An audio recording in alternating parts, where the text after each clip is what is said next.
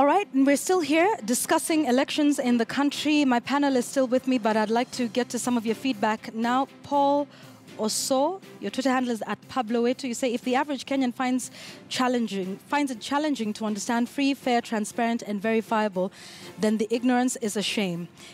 In Perspective says, Jubilee might have credible reasons for the changes, but the timing is beyond off. Here's David Mugo says, what does the current law say about the absence of the chairman of IEBC? Who can take over? DJ Riggs says, our problem is just hangover of all times. One side is stuck on rebellion. The other is apologist trying too hard to prove that change happened. Mkwamandeti at Madly African, you say we must protect the sanctity of our judicial systems. Politicians shouldn't be allowed to change laws during an election year, and so much more. I want to start off with a question that's been posed by Gadara on Twitter. He says, I hope the panelists discuss what the history of minimum rather than comprehensive reform of the electoral system has produced. Catherine, I think it would be good for you to answer this one, because you were part of the Krigler Commission that, tried to sort out elections in this country following the mess in 2007. What are your reflections? My take is that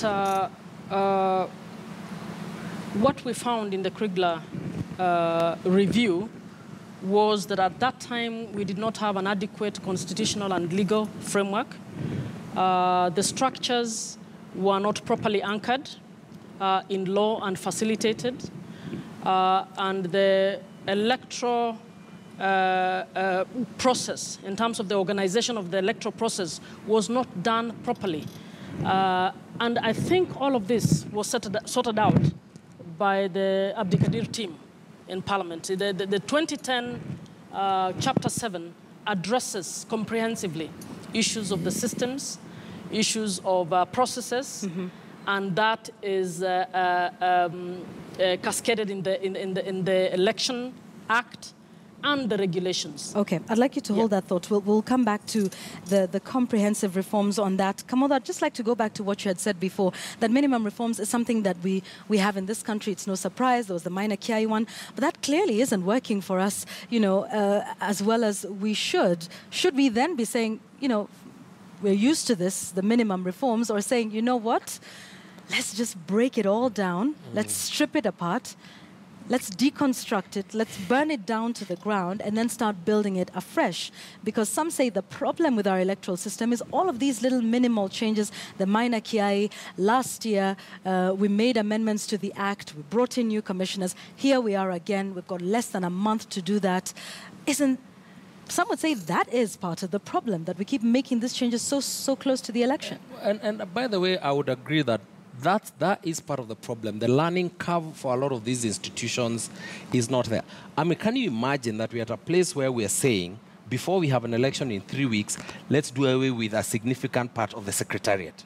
You can imagine the crisis we had from changing commissioners who are not even involved in the day-to-day running of the elections. And I think part of the problem is that the problems we have had in our country, whether it's of the electoral system, sometimes we assume that more and more rules are going to resolve our problem, while our problems are a lot more fundamental. Our problem is that we've gotten to the point where we don't trust even the systems we have. And because we don't trust them, we try and cure them through rules. But we don't. And I think it's a conversation we need to have with ourselves about even our own basic dishonesty as a people. Because even the conversations we have on amendments of law, on elections, are essentially sometimes very dishonest conversations. And they are a lot of times seen and informed by partisan views. So the problem is that we think this law will resolve this. It will resolve this part of the problem, but it will leave another one. But that doesn't mean so we give up when we don't. I think we must continue to do that. But let's not assume that we're going to resolve. But how dangerous is it, Kamodo, to have minimum reforms so close to the election? I mean, think about the IEBC right now. They're preparing for this process. But then, at the back of their minds, they say, so how could this law new amendments possibly affect our work one way or another.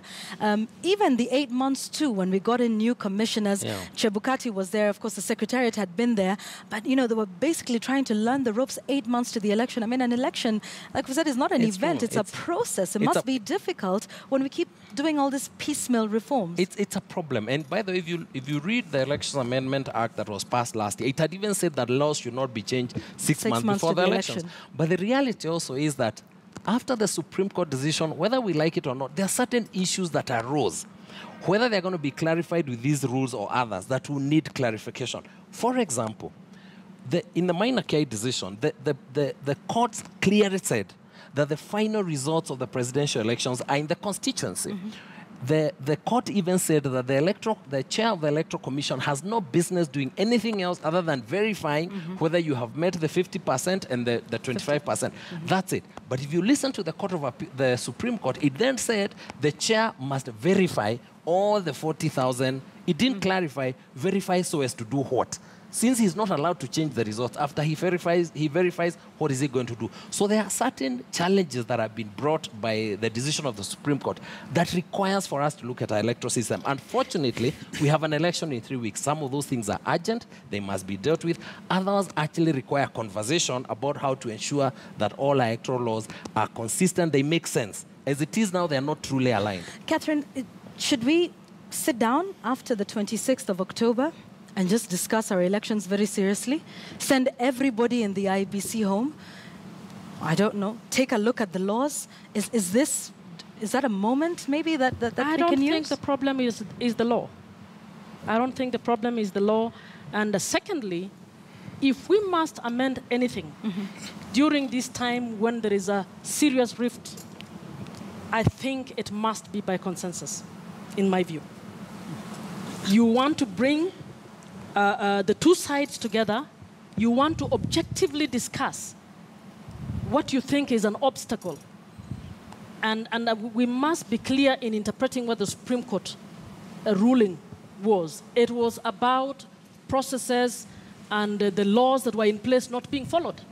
It was not about gaps in the laws that made it difficult for the electoral management body to implement. So the question is, what is it that Chebukati needs to do to actually implement the election as the law says it should, as the regulations say? And what does he need to do to ensure that, in your view? Just to respect the law and just to follow it, those steps. To train, to ensure that his presiding officers are competent. To ensure that any presiding officer who was found to have misconducted themselves to actually be prosecuted, and the regulations, as I've said, provide for it. For any one of them who actually failed to do anything, the law provides on what should happen with them. Catherine is talking about consensus, and we achieved that, last year, the Joint Parliamentary Select Committee. Considering a country that still has so much mistrust around the election, has this been a missed opportunity to build consensus around these amendments? So I think, number one, it's clear that one of the large problems is trust. And the way we have done this is built on mistrust, not built on trust. So that's really a key issue.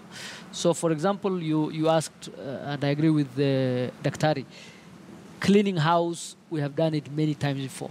Not even with the ISAC team, but with the ECK and the Kivuitu team. So we've done that before. We have a good set of laws. Our constitution is very progressive and goes into detail more than most other constitutions as far as elections are concerned. In fact, we even have commissioners who now would take personal responsibility and not hide behind the entity of the electoral management body. And even at one point we said even the clerks and the messengers should never do any job that is related to. So we've removed people. We have a good set of laws. Our issue is with our political culture. Look, even the idea of saying let's bring people together to discuss, in my opinion, that is outside the rules. There is no requirement or rule that says you should have consensus. Our lawmaking process is known. So, for example, imagine if we ask the Supreme Court, talk to NASA and Jubilee before you make your ruling, so that we can bring them together. Why are we asking the IBC to bring them together? the IEBC should do its business. If it has issues that need to sort out, let it sort out. I went for an election. Nobody called me and my opponent to come into a room and discuss the rules. Ask any of the people who went ask my friend Senator Orengo, whether him and his opponent sat in a room to discuss with the returning officer how he or she was going to conduct the election. I think let's go back to the basics. Let us ask the IBC to hold the elections. In terms of the amendments, if you actually look at the amendments, and I'll ask Dr. to actually look at the amendments, they are very simple. For example, the issue of holding of meetings. We already have it in the schedule as to how the IBC conducts its meetings. All the amendment is saying is, if you have the chair not there, the vice chair, and that is the way it is even now in the meetings. If the chair and the vice chair are not there, the other commissioners come together and get one of their members. Again, it is for abundance of, so that you have clarity, because we have had a situation where the entire election was rewound because of lack of clarity on some of these things. So, is it ideal? Absolutely not. We should have had, as Curricula said, 2 years. Curricula said, don't change your laws 2 years and don't change your stuff 2 years. That is the ideal. We don't have the ideal. 35 days to the election last time, the Maina Kiai decision completely overturned our electoral process. Now the Supreme Court has done the same, completely overturned. I think it will be foolhardy to go in if you have an opportunity to clarify some of these issues. Consensus building, perhaps not necessary. I saw you shaking your head quite a bit when Abdikadir was speaking. Partly I agree with him that we have got institutions which are charged with certain responsibilities, that there is separation and balance of power and responsibilities, and therefore that people should be left alone to do their bit. But it's also true that there are certain moments when you enter into a crisis phase. And when you are getting into a crisis, you need to do things that are out of the ordinary. That's how, for example, we were able to get out of the impasse of 2008 by bringing people together and being able to agree. But what I'm witnessing now is mischief, and it's even tragic mischief.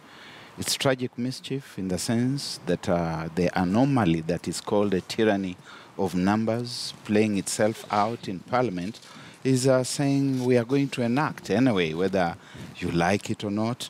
And someone says that we can change. We are now closing into changing even the Constitution without needing a single of your members. Now that starts driving us towards tragic conclusions. Look at this one where they are saying that in the absence of the chairman, any one of the commissioners can come out and make an announcement. At what point are we going to know when it is now right and ripe for any one of the commissioners to come and make an announcement? Is it possible that a commissioner could come prematurely and declare somebody the winner of the presidential? You know, Barak, the presidential. Barak, the truth of the matter is that you cannot look at any of these provisions in isolation. You know, the process of announcing the presidential winner is not. I can't just sit here and announce the presidential winner. There's a whole process. When you are a commissioner, and we are talking about mischief, and here in politics, mischief happens. We have seen political mischief in this country. You see, we have seen even in the primaries. Mischief works both ways. Absence by yes, death absence by what? So it needs to be more. What absence will cost a commissioner to announce? You see, what are the circumstances? Or he may have taken a toilet break, perhaps. If you're suspicious of the law, you can build all manner of possible scenarios. Trust is earned, eh? Yeah, and there's no trust. Let's not pretend, Barak, that we're going to have trust between now and an election is 3 weeks. That's why we must discuss, KW. Yeah, it won't happen. So if and remember, at the end of the day, you know, there's a way we've bastardized, for lack of a better word, this thing called tyranny of numbers. You know, majorities make decisions. The Supreme Court, the majority made. Should we say that's a tyranny of the majority? You know, tyranny of the majority? Tyranny and democracy do not go hand in glove. It depends on how you define it. But now we want minority in the commission to make decisions. A quorum of 3 and the majority can make a decision. A majority in 3 is 2. No, but Catherine, you need to read the entire rules before you make that conclusion. We are faced with a situation, Yvonne, where you're going to see somebody coming and declaring President Kenyatta the winner, and another one saying, no, we hadn't gotten there. I'm now making the correct or he's back from a break. It is actually... I think you're back from a break. Sorry, I was on a break and I'm back. Yeah, I'm back. It is not Raila. So I think it's important to clarify this things, and I think it is it's not proper to mislead the country. Yeah. This is a commission's meetings. What we're dealing with is how the commission meets. The chairman calls for the meetings of the commission. And the chairman does not call 2 people to some corner. The chairman calls by notice to everybody. The way the structured meeting, and Catherine has attended many meetings in the commission where she was a member of. 3 of them didn't sit in a corner and take a decision. Did you? Did 3 of you sit? In every board or commission or parliament or committee of parliament, there is a quorum. The quorum is what is the minimum number available to make a decision, and that decision becomes lawful. So, for example, in Parliament... Abdikadir, to ask, and this is not perhaps a legal question, but do we need law for what seems to be internal regulation? I mean, shouldn't it be the IEBC internally that decides how it's going to conduct its operations and say, for us, a minimum is what, 3 or 4? Does that need law from Parliament? Now, good question. Ideally, no. But in contested areas, so for example, in parliamentary committees, there are actually rules on meetings, quorums for meetings, times when the meetings cannot be called, how long you wait for the quorum, because decisions will be taken and they'll be contested. And one of the... Shouldn't we be allowing IBC to make those decisions? No, in our commissions, for all our commissions, we state the way the meetings will be held. All constitutional commissions. Because constitutional commissions make important decisions. That's right. And you don't want a contestation on whether that was a lawful decision or not. So you specify how they are called, who calls them, what is the minimum quorum required, ABCD. Now, in this case, nobody has removed the chairman. The chairman still calls the meetings. In fact, the vice, in the rules right now, if the chairman is absent, of course the chairman can be absent for an important reason. For maybe he's sick, she or he is sick, then the vice chairperson. That's why you have vice chairperson. And the law says if the chairman is male, the vice chairperson is female. Right. Now, if both of them are absent, and it's possible both of them are absent, then what happens? Are you going to stop? Actually, the Constitution requires that... Can we orchestrate their absence, for example? Now, that is conspiracy theory, and you can go as far as you want with that. You know, really, but these are very realistic But isn't this emblematic of just... this is an administrative process. Yes. Because a decision of a commission, ideally, is a decision of a plenary of the whole commission. Right. If you are 9, it's the 9 of you. Some of you may be... And you normally put quorum to ensure that as many of you of the commission are not made by minorities. But now if you reduce a sitting into minorities, what are you doing? This commission can now make a decision through minorities. That assumes a lot of stuff. That assumes, for example, all the other members, you are hiding from them. Why didn't the other members come when the meeting was called? In most quorums, you are talking about a minority. The quorum is not set so that it's so high. In parliamentary committees, for example, it's less than a third. When I was chairing the committee Catherine talked about, we were 11 members and the quorum was 3. Currently in Parliament, I think in the 11th Parliament, there were 27 members in most committees and the quorum was 9. I believe now the quorum is a bit lower in terms of... So really the issue is not that. The issue is suspicion and trust. But the way meetings are handled, it is exactly the way the CIC meetings were being handled, not different at all. So I don't think Catherine should take a lot of offense. Let her look at the act that ran her, which had... I can confirm, yes. When we were not the minimum, the quorum, which was 5, we adjourned. Absolutely. Because the assumption was made that the decisions of CIC are important enough that you can't just leave it to a minority of the commissioners. You have to have as many people. Can we talk about the bigger picture? Because when you take a look at some of these laws and rules and amendments that are made at this point in time, they then have the potential to do exactly this, which is to get us looking at the minute, finer details and not talk about some of the big issue and the big deal. We have, I think it's been unanimous here tonight that trust is a problem. Why?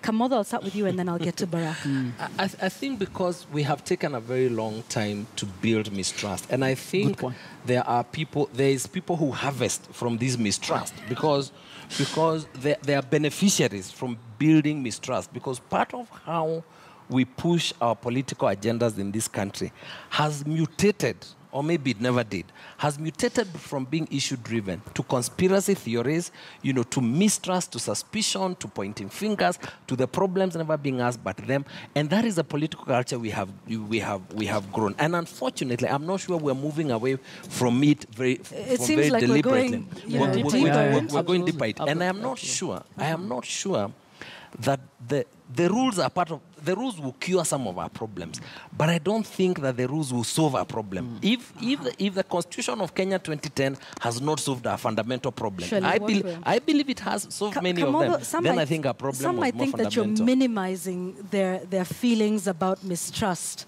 Yeah. Barack, would you agree to that? Some would say that, it's fine to say that, there's mistrust and some people are mining that mistrust for that. What is it that people essentially do not trust with our electoral system? Maybe we can answer that question as part of a solution. You see, when people are doing things like the IBC, let me just use the IBC as a case in point, and there's no openness. We saw that throughout much of this year, things kept on coming up. Someone says you have printed an extra 1-point-something million ballot papers. You say, oh, yes, we have, but it's because of the printing technology, and they are going to be accounted for. Whereas we knew all along that you had printed only a specific number.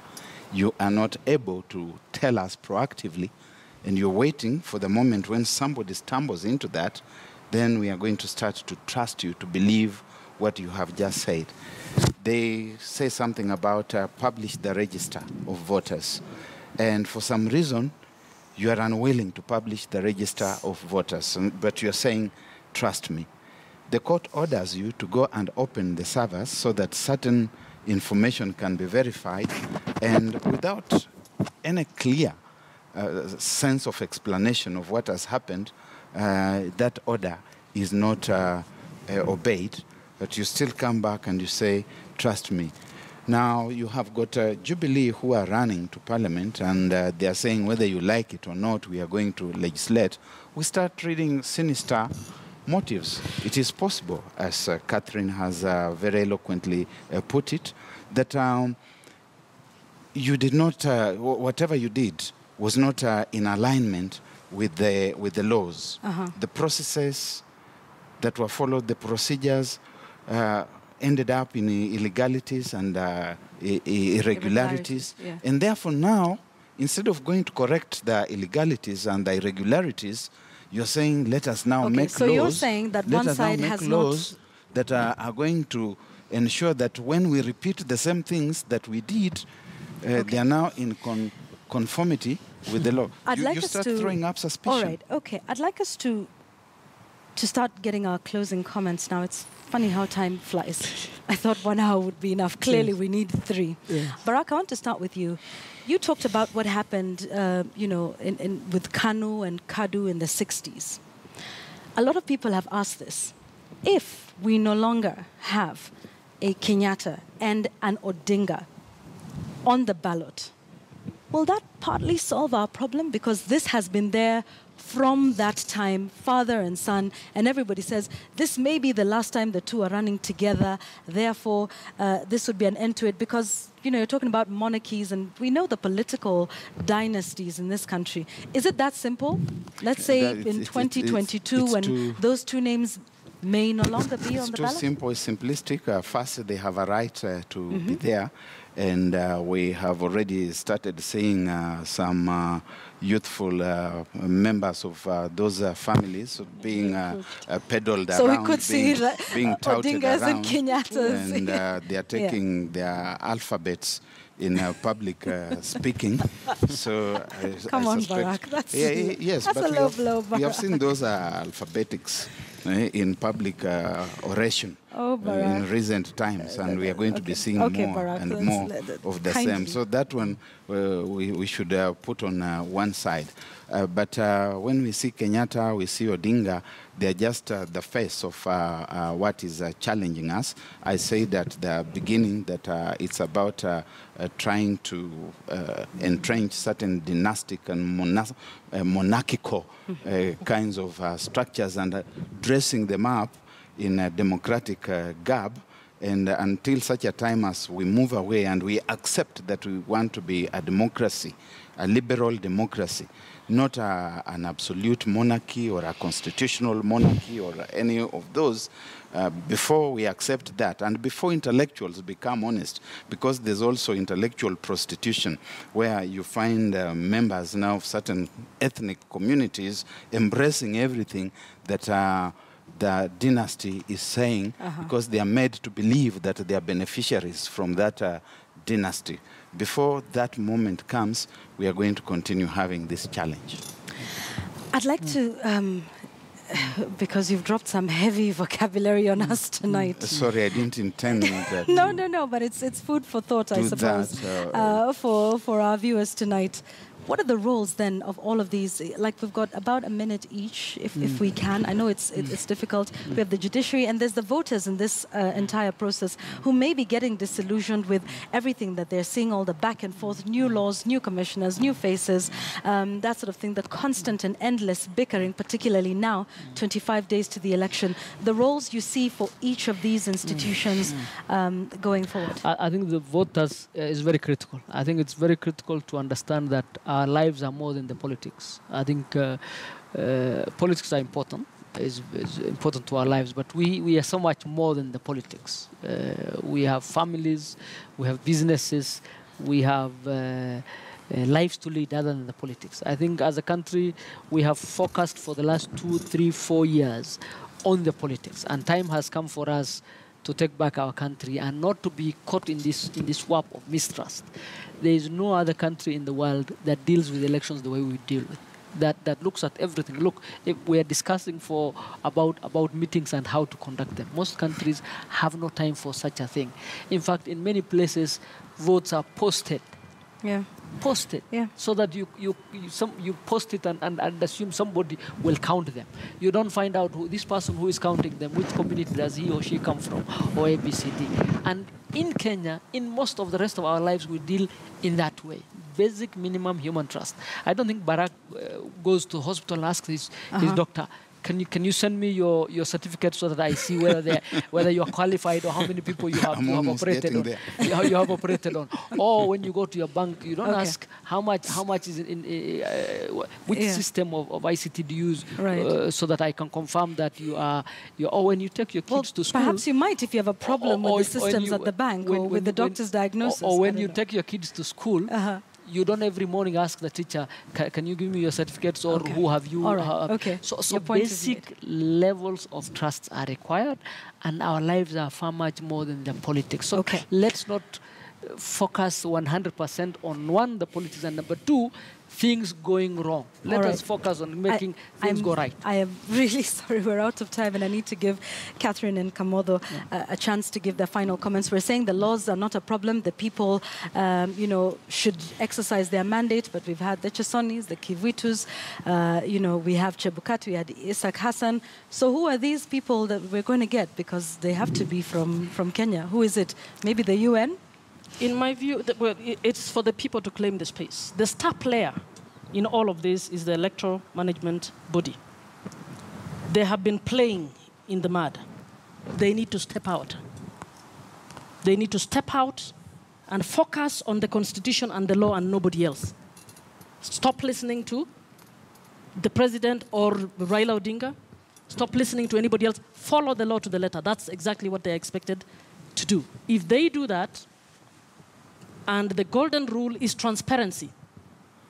In Mexico, the electoral body, in fact, allows the public to sit in the gallery and listen to their commission meetings. So that everything they do, even procurement, you know exactly who has brought in what their qualifications are. This is such a time for Chebukati. Everything he is doing must not be under the table. Okay. It needs to come out, and it needs to only follow the law. It doesn't matter if Jubilee says they're going to bomb what's the building called? Or if NASA says they're going to bomb it, it says the law says this, the regulation says this, that is what I'm going to do. Follow the law. Follow the law. It's that simple? True. And it is that simple, in my view. All right. And just to add on, quickly, because he has not followed that, we have so many electoral offenses being committed daily, and he's doing nothing about that. Okay. If he did that, maybe there'll be some sober engagement on these issues. Kamodo, 30 seconds. I'm so sorry. Okay, two quick things. One is that this is the wrong time to build trust. We're not going to get any trust built before an election. But I think whoever wins the next election has a very huge duty to recognize that the elections are just the beginning. It is not the end. The elections are not going to solve our problem. It's what happens between the elections. No, after the elections, whoever wins has a huge job to ask the question, what is it that we can do to ensure that we reduce? We won't remove it completely. The level of mistrust of institutions of one another. And part of that is transparency. I'd agree with Barack and Catherine. Part of that is transparency at every level. Whether you're talking the judiciary, whether that transparency is critical. But I think we also need to stop demonizing one another. You know, we've become a culture where everyone is the problem. You know, those people are the problem. And we very easily throw these terms around. Let's recognize that we all have a certain level of a crisis as individual Kenyans. And until we're able to be honest and recognize ourselves, as I sit here, as part of the national problem, not them, then maybe we'll start the conversation that moves us forward. Okay. Otherwise, it's a blame situation. It doesn't help us. All right. National dialogue, anyone? I think it would be helpful. I think after elections, I think it's important for us to have a national conversation about what, despite very good rules and very good constitutions, where are we still caught up in this mud? There you go. All right. Thank you very much. Kamodo Waiganjo, Catherine Muma, Abdikadir Mohammed, and Barack Muluka. I thank you very much for staying with me. I think we need 4 hours. I don't know if we'll have time and space at any point in the day, but I really thank you for your patience and for your insights on Checkpoint tonight.